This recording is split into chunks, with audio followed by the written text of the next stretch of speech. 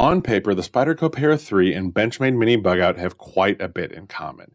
Both have sub 3-inch blades and premium steels, finger-safe locks, and both are made in the USA. And both are considered go-to recommendations by many in the knife and EDC community. So today we're comparing them across several categories to figure out which one actually makes more sense for EDC. Because this isn't just about the specs, it's about how these knives feel in everyday use. So the categories that we're going to cover are aesthetics, ergos, steel and scale materials, cutting performance, carryability, lock and action, build quality, aftermarket and customization, and value for the money. And at the end, I will give you my overall winner. As always, I'll have links down in the description and the pinned comment if you want to pick one of these up for yourself. And with that out of the way, let's get into it. We're going to do a quick spec rundown and introduction on each model. So we're going to start with the Benchmade Mini Bugout. This has a 2.82-inch blade and a 0.09-inch blade stock. It has a high flat grind, not quite a full flat grind, doesn't go quite all the way up there. The overall length is 6.49 inches, and the weight on the base model of this is 0.15 ounces, so it is extremely light. Mine is a little bit heavier because I have some aftermarket scales, but it's still very, very light. And this uses Benchmade's famous axis lock. There are a lot of crossbars out there nowadays, but Benchmade was the first to do it, and for a long time they were the only option out there for that. So on this side we have the Spyderco Para 3.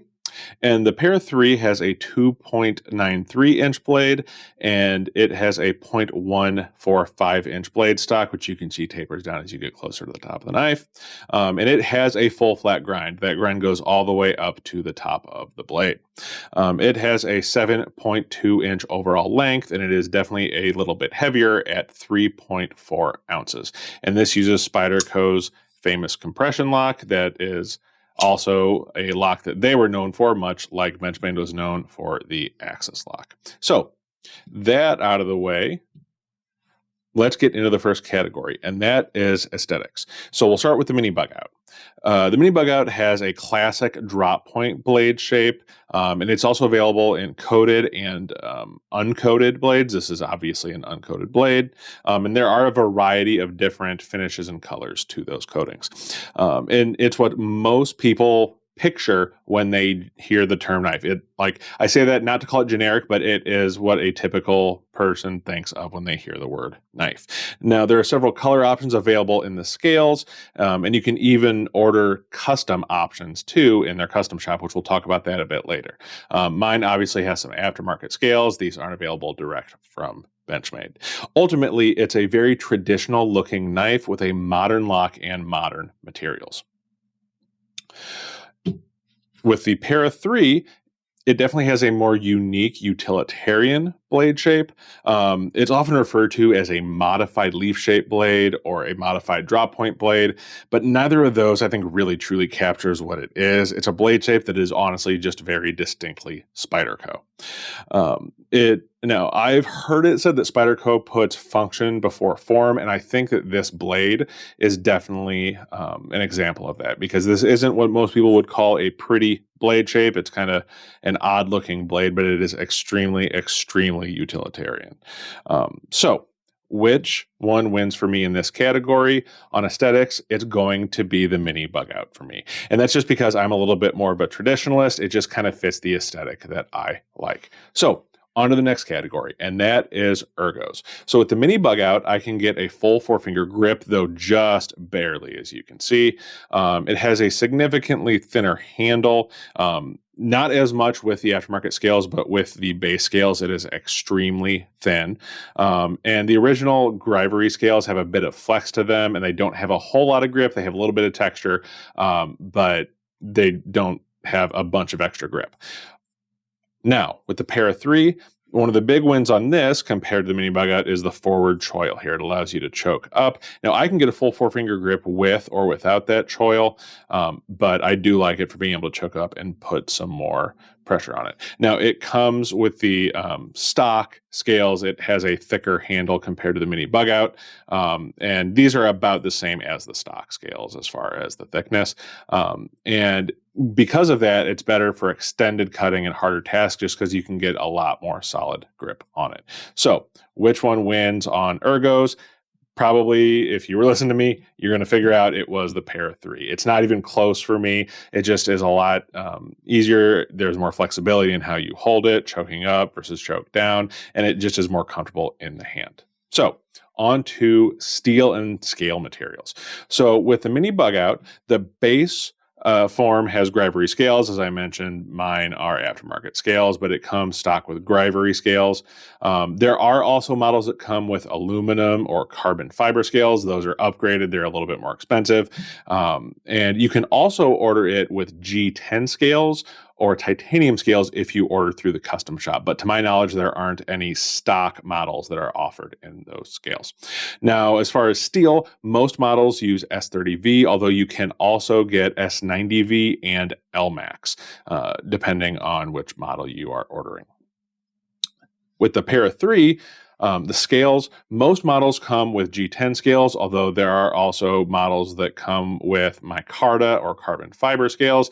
These are aftermarket micarta scales. And there are also lightweight models that use FRN scales. Now, the lightweight models don't have liners, and it's a very similar outline, but the internals are different because it doesn't have those liners.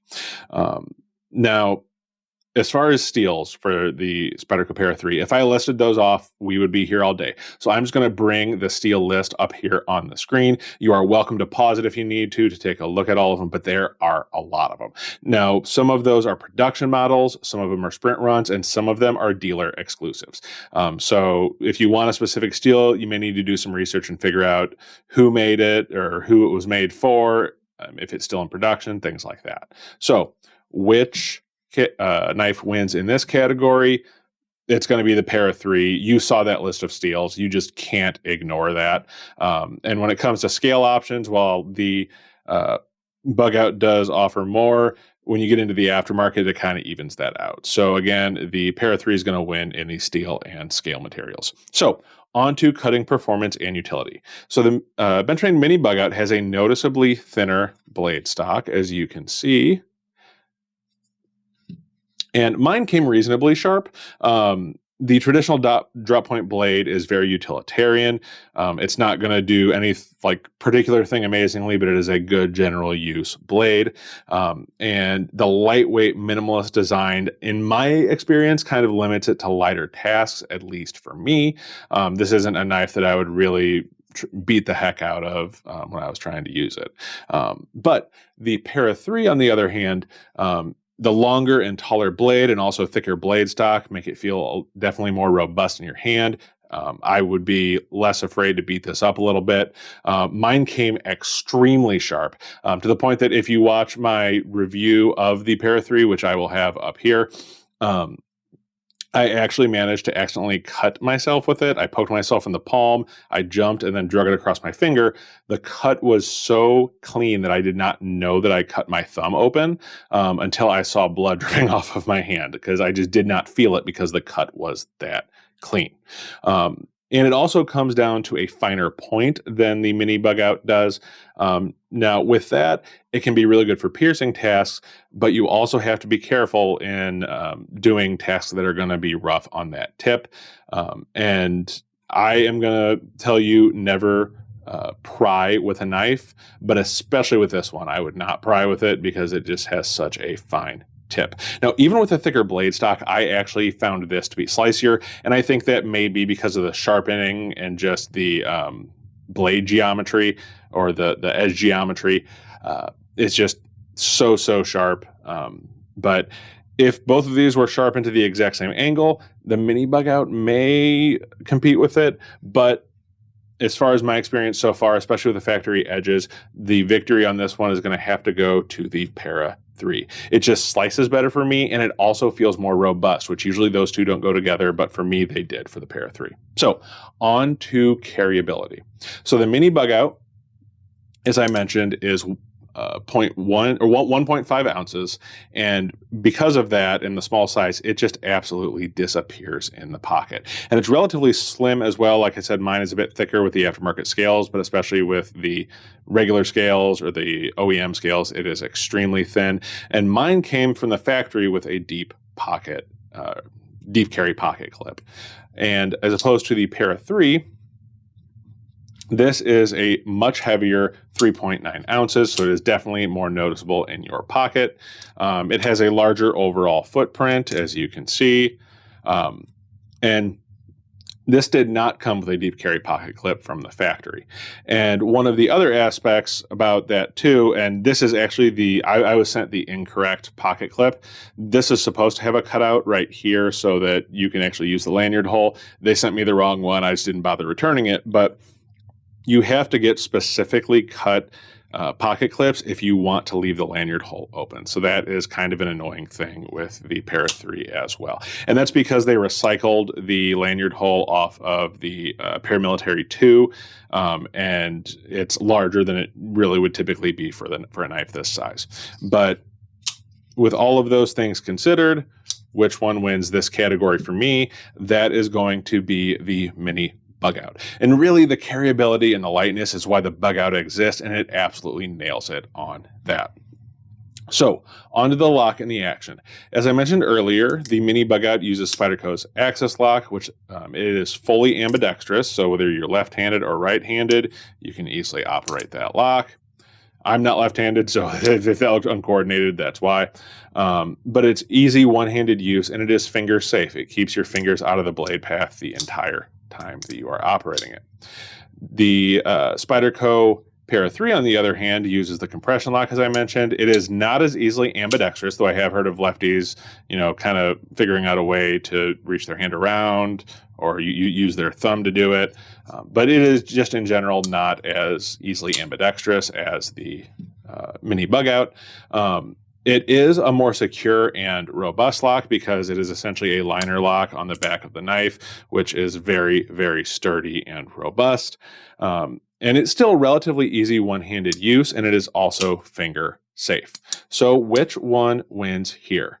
This one is actually going to be a draw for me. And the reason for that is, and I hate draws, but the Mini Bugout has the ambidextrous aspect going for it, which is a huge deal, especially if you're a lefty, whereas the Para 3 is a more robust lock. So it just kind of depends on what the priority is for you.